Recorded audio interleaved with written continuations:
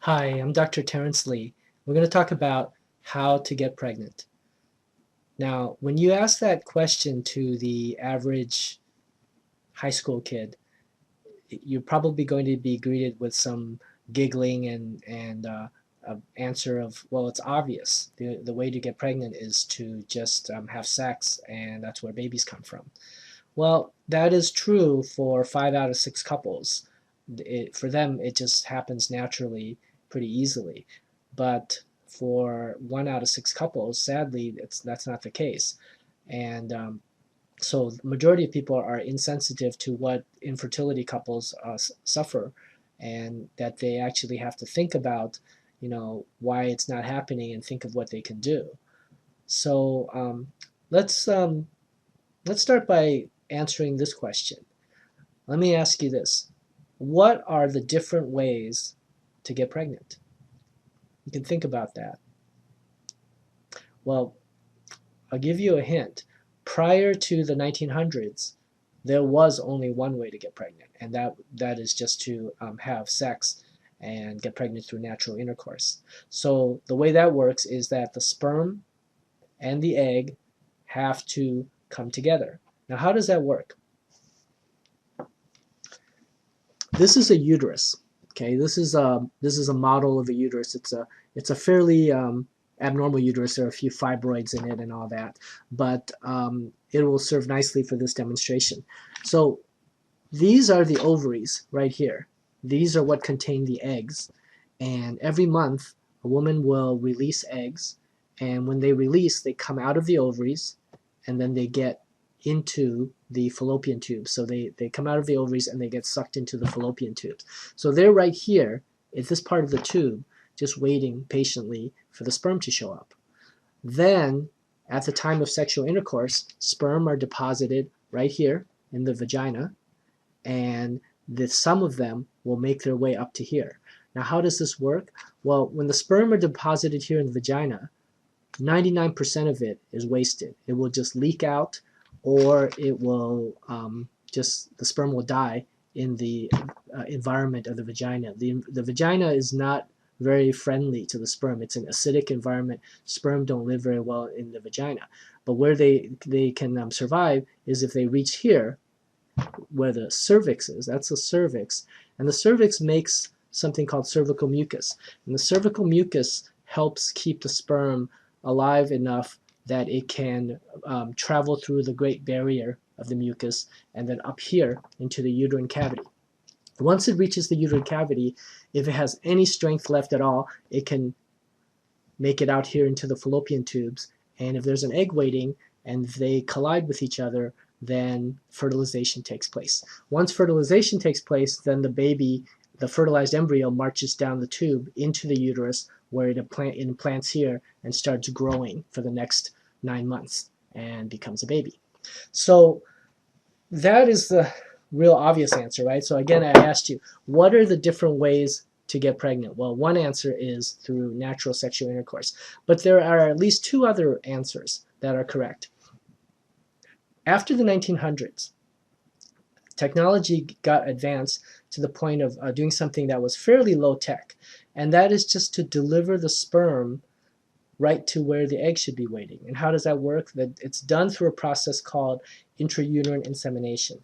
So here we have a syringe. So a syringe can be used to hold liquid. In this case, we can put processed sperm inside the syringe. So we never inseminate raw sperm because there are substances in the ejaculated sperm that can cause a lot of painful contractions in the uterus. And there are also some substances that we would prefer not to be in there, such as bacteria or dead sperm or um, blood cells and things like that. So what we do is we take the raw sperm and we process it in the laboratory until we have a very clean sample.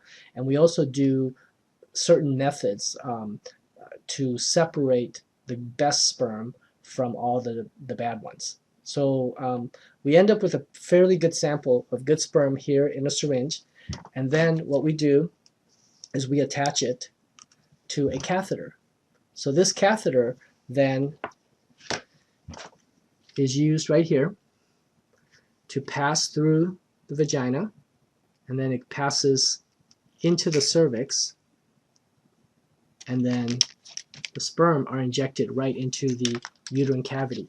Once it's injected into the uterine cavity, this model right here is not anatomically accurate because it shows all this space. But in reality, the uterus, instead of being like a space like my hand, it's more like a closed fist. So this cavity is really just a virtual space. So once you inject fluid in there, there's no room for it to go anywhere other than out into the tubes. Okay, well, a little bit will leak out back this way, but most of it will go out into the tubes to where the sperm is. So this is a very simple technique. This is something that they could have probably done in medieval times with, you know, like a reed or something like that, and just, you know, made up a way to do intrauterine insemination. And so that's another way to get pregnant. Now this way is better in that the sperm gets a lot closer to where it's supposed to go. Most people who can get pregnant with intrauterine insemination can also get pregnant naturally, but the odds are just better with the insemination because there's so many more sperm that get to where it needs to go, as opposed to just having a few, you know, sperm make it. Okay? There's one more way. Ever since the late 1970s, there was a way where the eggs